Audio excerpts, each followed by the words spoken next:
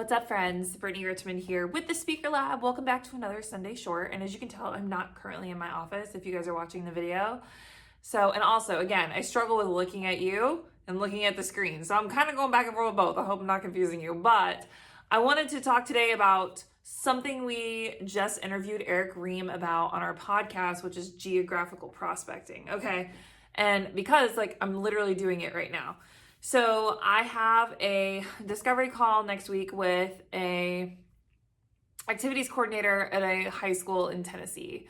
And I'm very excited for it because this is a really big school. It's a really great opportunity. So I'm meeting with her and very excited. So, and she's very worried about the budget and things like that. But here's a really cool thing. So if I land this gig, my next step for prospecting is to contact all of the high schools around her particular school and let them know, hey, I'm gonna be in the area.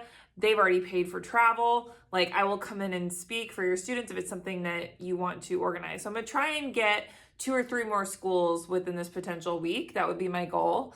And one of the things I'm gonna talk to her about, especially if I land this gig, because she's very excited, she saw my website, she saw my video, she's very excited to bring me in, is I'm gonna say, and typically, and my husband is a teacher, y'all know this, I've said that before. A lot of these administrators know other administrators in their area. So I'll be like, is there an email introduction you could do? Or is there someone I should email at the schools around you? It makes sense. I'd like to come serve as many students as I can since I'm in the area. So I'm going to try that. That's geographical prospecting. So once I land this gig, if I'm going to be in the area, remember, we're not always interested in showing up for the one-off. It's how can we continue to serve our audience with what we know right now? So I highly recommend that you go check out the episode with Eric Ream where Grant sat down and they talked in specifics about geographical prospecting and what that looks like, because you want to maximize your influence and your impact in locations that you go. Now, there are certain times when I'm not super able to do that because a lot of my teen conferences are held during the non-school year months. But when I speak at schools, I actively try to engage with other schools in the area because it just makes sense, right? To maximize the impact and the income at the same time, right? So I wanted to be sure to leave you with that a little bit. And you're probably wondering where I'm at right now. I'm currently in Biloxi, Mississippi, so not near Chicago, Illinois. And gosh, so many things have happened in my business this week. Since we're on the topic of prospecting, there was one particular prospect that was very interesting. So they got back to me after my initial email, which typically doesn't happen. I typically hear back from email 2 or 3 in my prospecting. And then they kind of ghosted me. So I just continued to go through the prospecting process, my 5-week process. And then I got to the 5th email, which basically says, hey, I know you're super busy. You reach out to me whenever. I'm really excited to work with you. And then they replied and we scheduled a call for tomorrow, actually, which is very exciting. So really, this is just a reminder to do your prospecting. And geographical prospecting at that. So please go check out the podcast episode with Eric Ream and Grant. We just posted it recently. It's all about geographical prospecting, and it's just your way to be able to connect with more people and, again, create influence and impact and income in the process, right? And since I'm traveling, I want to give you some quick travel tips also in the process because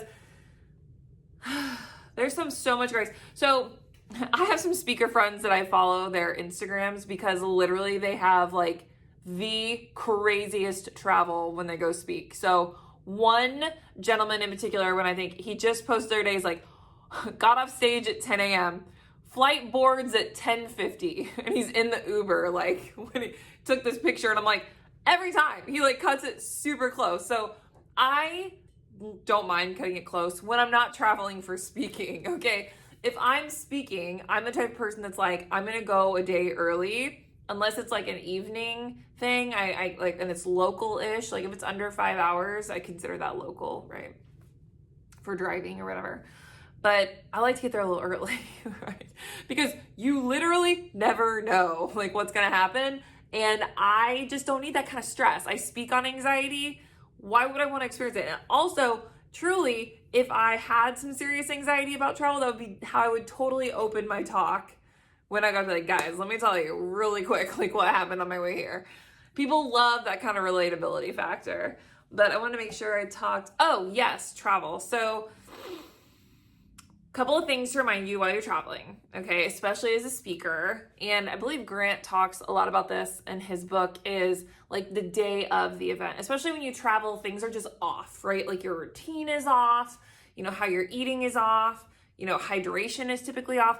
All of these things affect your cognitive ability. And for me, like one of the things I talk about in my talk specifically is how routine takes over. So I think it's really important to lean on the same things that keep you well when you're not traveling. So when you are traveling, you stay mentally focused, right? So for me, like not a strenuous workout the day of an event, but definitely hitting the gym the day of the event. It's something I typically do, gets my mind right, gets me excited for the day, wakes up my mind and my body. And I don't eat a huge meal. I think that's really important to note, is I just would not stuff my stomach full of an entire pizza and like 6 burgers, even though that's what I'd be thinking. I'm exaggerating, obviously.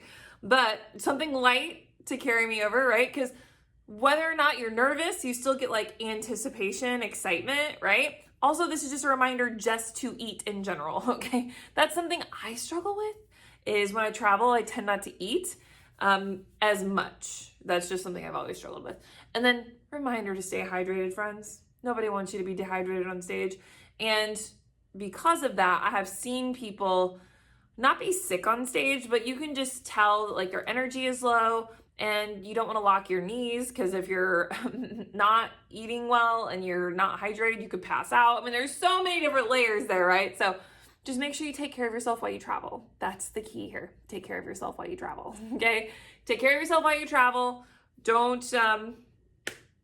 cause yourself any stress. Be excited, right? And because a lot of things that people don't see as speakers is, like, I'm in my hotel room the day before. Like, people think that travel is so glamorous. Well, unless you actually, like, carve out time to do things. Like, if I'm traveling for speaking, that's what I'm focusing on. Like, this is my job, right? I want to knock it out of the park. I'm in my hotel room. I've got room service. I'm reviewing my talk. I'm practicing my talk in all the ways. So develop a process that works for you. Just make sure you honor it while you travel. Okay, I think that's all I have for you today. Stay hydrated, friends. Talk to you later.